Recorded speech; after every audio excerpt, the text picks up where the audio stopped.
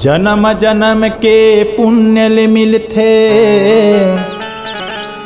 मानुष जन्म जिन गानिगा।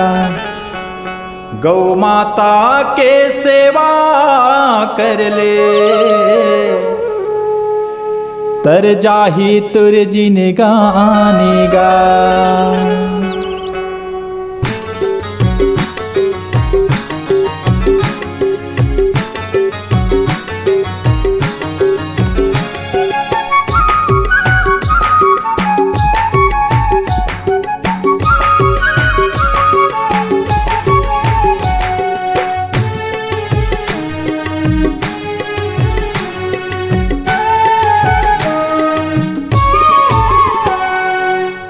गौ माता की गुहार सुनाऊंगा, गौ माता की गुहार सुनाऊंगा।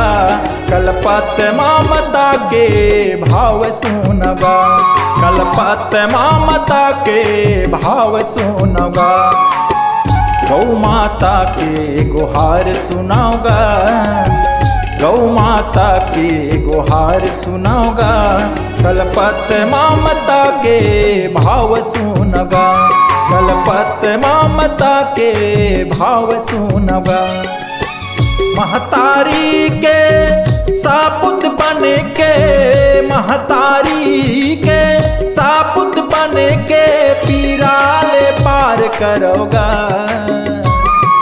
पीराले पार करोगा। गौ माता की गुहार सुनाऊंगा, गौ माता की गुहार सुनाऊंगा। कलपत ममता के भाव सुनगा, कलपत ममता के भाव सुनगा।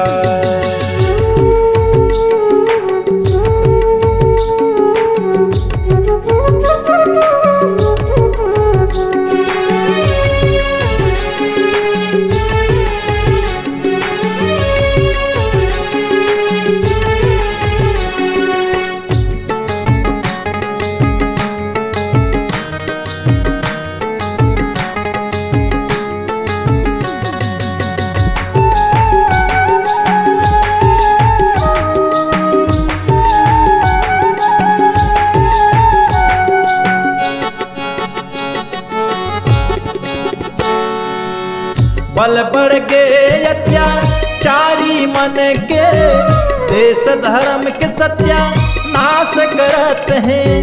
काट काट के ममताला, बैरी मन अपन पेट भरत हैं।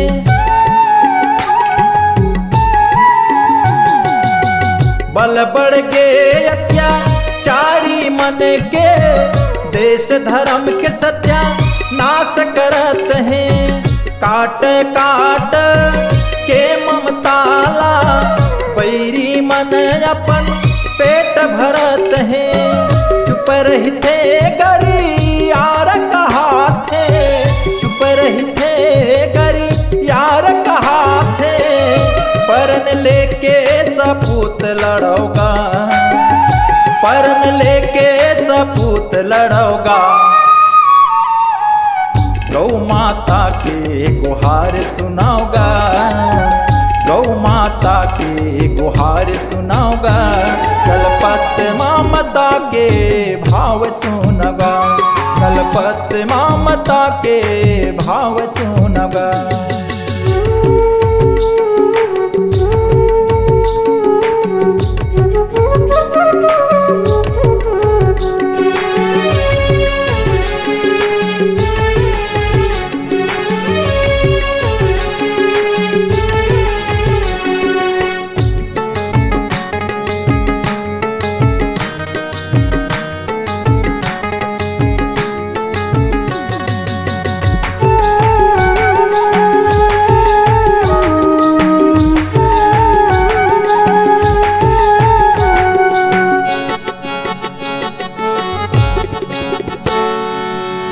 देखो विपत परे गौ माताला, तबल किसान खुश हाल कहाँ है।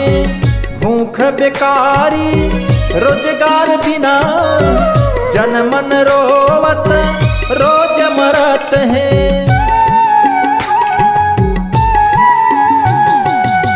देखो विपत परे गौ माताला, तबल किसान खुश हाल कहाँ है। भूख बेकारी रोजगार बिना, जन मन रोवत रोज मरत है।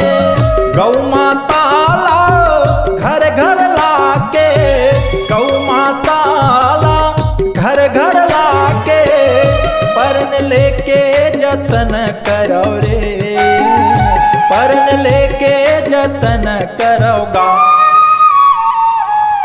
गौ माता के गुहार सुनाओगा, गौ माता के गुहार सुनाओगा।